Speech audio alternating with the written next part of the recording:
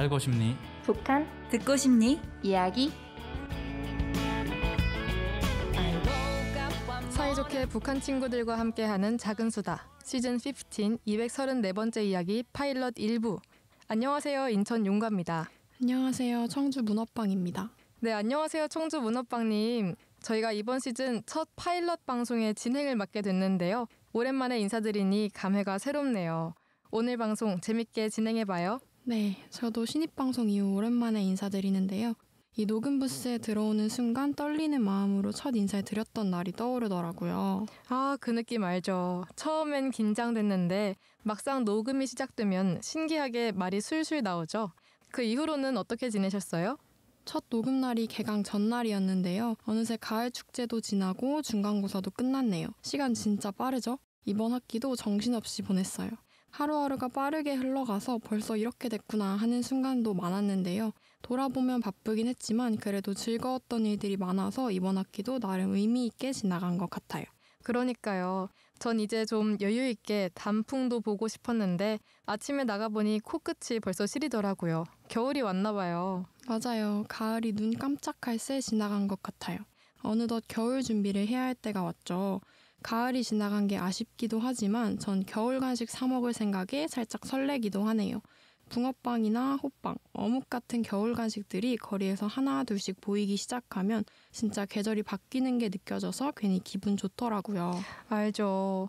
겨울이면 군고구마, 어묵, 붕어빵 생각이 먼저 나잖아요. 일부러 겨울 간식 사 먹으려고 주머니에 몇천 원씩 챙겨 다니기도 합니다.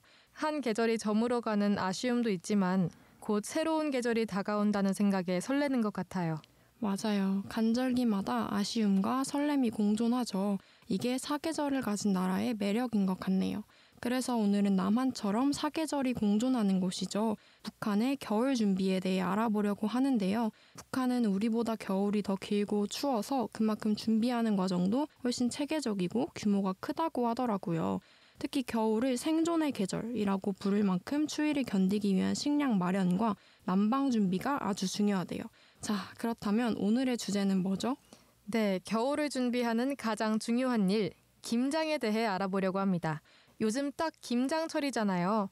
오늘 이야기 첫 파일럿 방송에 임하는 우리 15기 사부작 부원들과 열심히 준비했으니까요. 재밌게 들어주시기 바랍니다. 본격적으로 수다 나누기 전에 공지 한번 드리겠습니다. 사이좋게 북한 친구들과 함께하는 작은 수다 사부작은 힘들이지 않고 가볍게 행동하다라는 단어 의미처럼 북한 친구들과 언제 어디서나 팟캐스트를 통해 힘들이지 않고 가볍게 이야기 나누는 남북한 평화통일 프로그램입니다. 저희 사부작은 365일 열려 있습니다. 사부작 인스타그램이나 블로그 오셔서 출연 신청서 작성해 주시면 저희와 직접 이야기 나누고 출연도 할 수 있으니 많은 관심 부탁드립니다. 자, 그럼 본격적으로 이야기 나눠볼까요? 청주 문어빵님, 요즘도 집에서 김장하시나요? 요즘은 잘 안 하지만 어릴 땐 매년 겨울마다 할머니 댁에서 온 가족이 모여서 김장을 했습니다.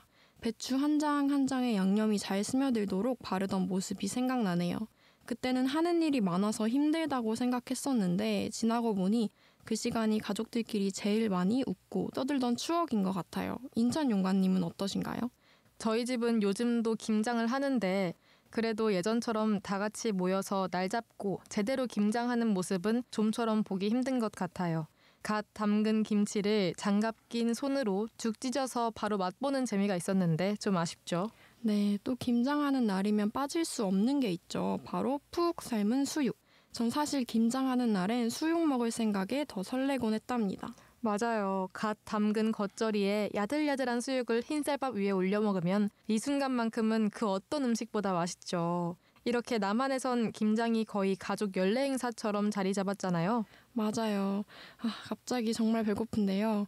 함께 담근 김치를 1년 이상 푹 두었다가 꺼내어서 신김치를 먹으면 정말 맛있잖아요. 김장날에 흘렸던 땀이 참 뿌듯해지는 순간이랍니다. 그렇다면 북한의 김장 문화도 궁금한데요. 네, 북한도 김장을 겨울 대비 필수 행사로 여기는데요. 남북한 김장 문화는 유네스코 인류무형문화유산에 등재된 공동 전통이랍니다. 아, 남북한 공동으로 등재된 거군요. 몰랐어요. 자부심을 가져도 되겠는데요? 그렇죠. 김장은 한민족 전체가 함께 이어온 전통이니까요. 단순한 음식이 아니라 계절의 변화를 함께 견디는 지혜가 담긴 문화라고 할 수 있습니다. 그런데 북한은 김장을 조금 다른 의미로 여긴다고 들었어요. 제가 알기로 북한은 엄동설한에 대비하는 성향이 강하기도 하고 김치가 겨울철 식량 문제를 해결할 수 있는 몇 안 되는 수단이라 김장이 말 그대로 생존을 좌우할 수 있는 전투기도 하다고 들었는데 맞나요? 맞습니다. 북한은 긴 겨울과 경제 사정 때문에 식량을 쉽게 구하기 어렵죠. 그래서 한번 김장을 하면 남한보다 훨씬 많은 양을 담근다고 합니다. 몇십 포기 한두 통 정도로 끝나는 남한과 달리 북한에서는 한 가정이 100kg에서 많게는 300kg까지 담근다고 해요. 와, 300kg이면 정말 어마어마하네요. 그런데 북한의 긴 겨울을 생각하면 또 충분히 이해가 되기도 하고요. 난방 연료도 부족하고 신선한 채소를 얻기 어려운 환경이다 보니 김장김치가 사실상 겨울 내내 식량을 지켜주는 보험 같은 역할을 한다고 들었어요. 그렇지만 개인이 그걸 다 준비하기는 쉽지 않을 것 같은데요. 그렇죠. 남한은 시장이나 마트에서 재료를 구입하지만 북한은 국가에서 배급을 받아 준비합니다. 기업이나 단체 가정마다 배추밭을 배정받고 주민들이 직접 밭에서 배추를 수확하죠. 오, 그러면 김장이 가족 행사라기보단 마을 행사에 가깝겠네요. 남한은 배추를 사는 순간부터 김장이 시작되지만 가는 7월에 씨를 뿌리는 것부터 김장이 시작된다고 할 수 있겠어요. 김장을 할 때도 가족 단위보단 이웃들이 모여 공동 작업을 하는 경우가 많다니까 마치 마을 축제 같기도 하고 반대로 생존을 위해 꼭 해야 하는 필수 노동 같기도 한데 이런 구조가 되게 특색 있는 것 같아요. 그리고 고춧가루나 젓갈, 마늘 같은 재료들도 국가에서 공급된다고 들었어요. 네, 맞아요. 남한은 김장이 가족 중심 행사라면 북한에선 동원된 단체 김장의 형태를 띈다고 볼 수 있습니다. 그런데 요즘은 북한에서 배추도둑 문제가 심각하다고 하더라고요. 맞아요. 김장철이 다가오면서 채소 가격이 오르고 집 근처 텃밭까지 지켜야 한다는 이야기가 나올 정도래요. 심지어 경비를 세워도 배추가 사라진다는 얘기도 있더라고요.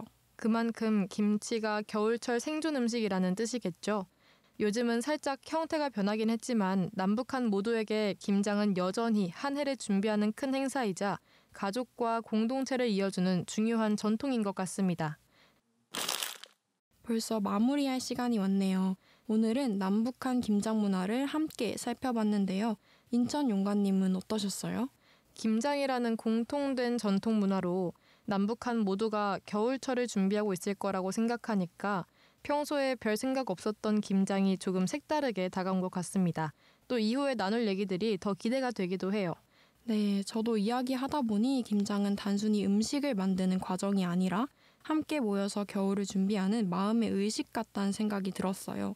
겨울을 위해 음식을 저장한다는 게 생존과도 연결된다는 걸 생각하면 김장의 무게가 조금 다르게 느껴지는 것 같습니다. 정말 그렇죠.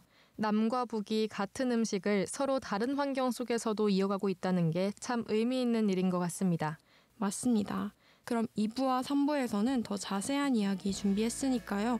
많은 관심 부탁드립니다. 사부작 팟캐스트 많이 들어주시고요. 인스타 놀러오셔서 팔로우 해주시고 업로드 소식도 받아보시면 좋을 것 같습니다. 그럼 인사로 마무리할까요? 지금까지 청주 문어빵 인천 용과였습니다. 하나, 둘, 셋. 감사합니다. 감사합니다.